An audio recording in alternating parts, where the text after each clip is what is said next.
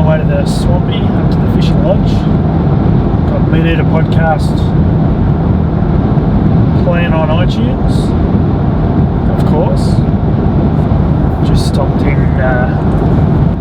Kilmore, or actually Broadford, to refill the Yeti with double shot coffee. The Yeti probably lasts 30-40 kilos of venison in the freezer, so hopefully be able to replenish that supply. Kathy is finishing work at 2:30 and heading up under her own steam. She's heading up to Canberra at the end of next week, so we're travelling in separate vehicles, which means less toilet stops. It's actually pretty warm at the moment. It's 26 degrees, winds from the north, so it's a headwind. But overnight temperatures are dropping down to some single figures most of the week, which is good. It's really a 2-trip pack out from where we're hunting, and it's always handy if you can leave meat and get a meat bag from a tree. 3.5 hours into the trip, coming on the Murray Valley Highway, and it's awesome to see that the hillsides have started to green up, so there must have been some rain up here in the last few weeks. Certainly not the case down south. I always look forward to a trip to what the locals rightly call God's country and the fishing shack.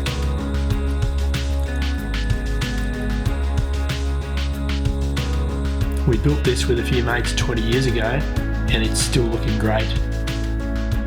Not a bad place to call home for the next 10 days, with Kathy arriving tonight and Phil and Annie arriving Monday.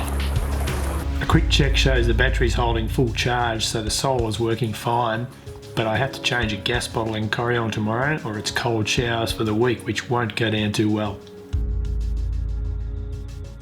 Sunday morning, and the hike up into the hills before daybreak is always a heart starter.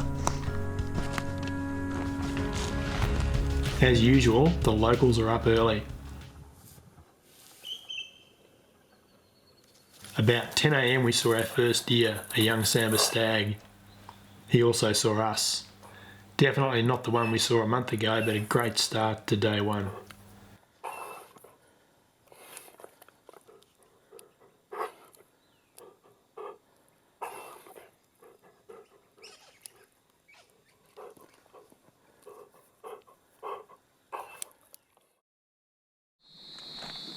Day 2, another early start saw us up high before sunrise and hunting a different valley.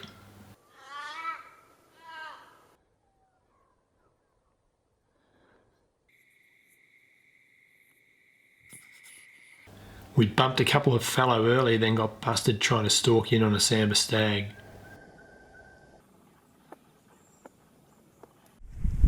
Just got within about 25 metres of the big boy that lives around here.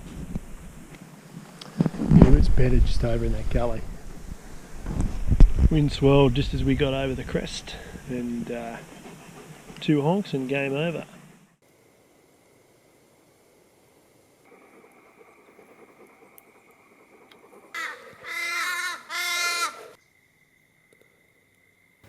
We then ran into a doe, and although it was mid-April, she wasn't attracting any attention from the boys.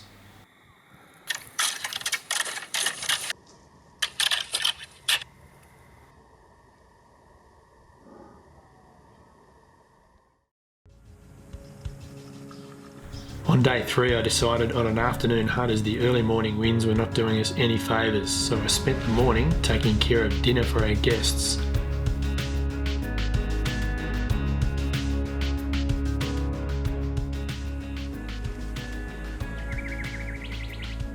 After the hike up in the afternoon, I decided to stay on the ridge as the thermals were still strong.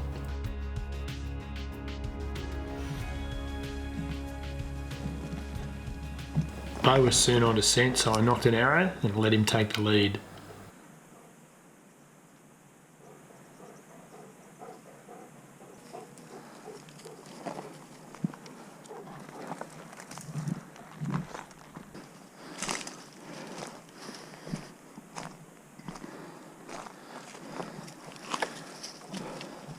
Before long, he was on point to a Sambar hind bedded in the blackberries. A 30-metre shot presented when she stood up, and she made it less than 5 metres before succumbing to the Iron Will Outfitters broadhead.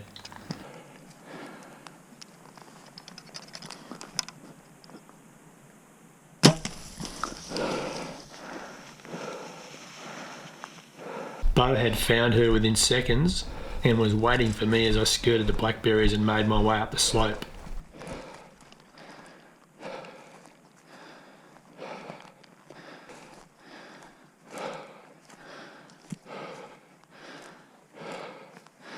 Good dog, Bo. Good boy. He's a good boy.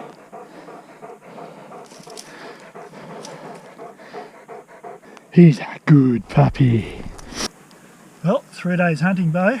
Finally paid off. Got this girl. One for the freezer. What do you think? Puppy dog, you've got prickles. We're in the thick of the blackberries here, so can't drag her uphill. Just try and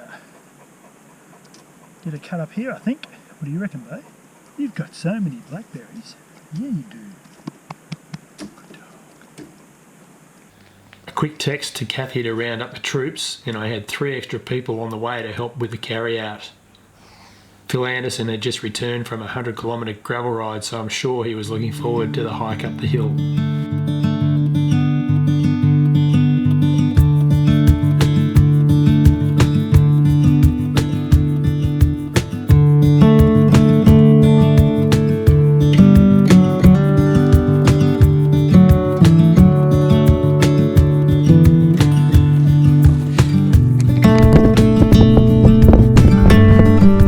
Cavalry's arrived. Say hello.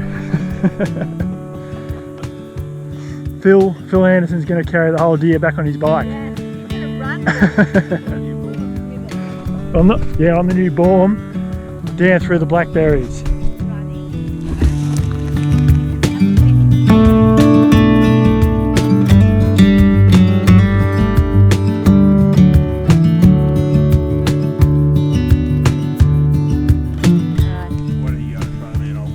Oh, the good idea.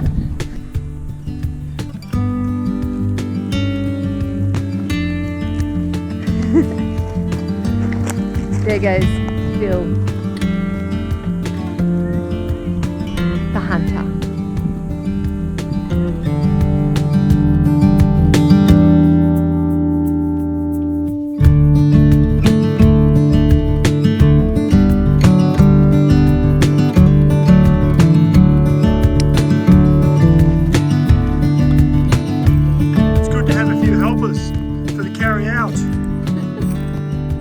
Phil's already gone with the first load.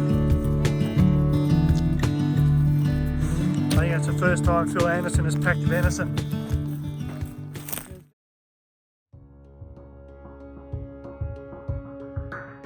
What better way to finish the day than with fresh tenderloin on the barbecue washed down with a good red.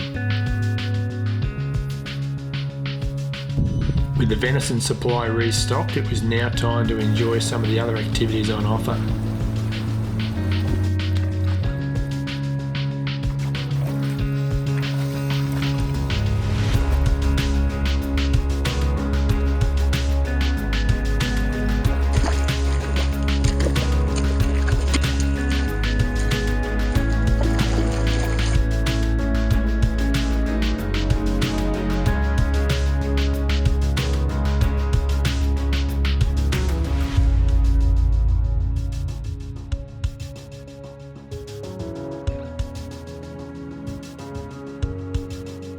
A critical beer shortage was rectified with a resupply SOS call.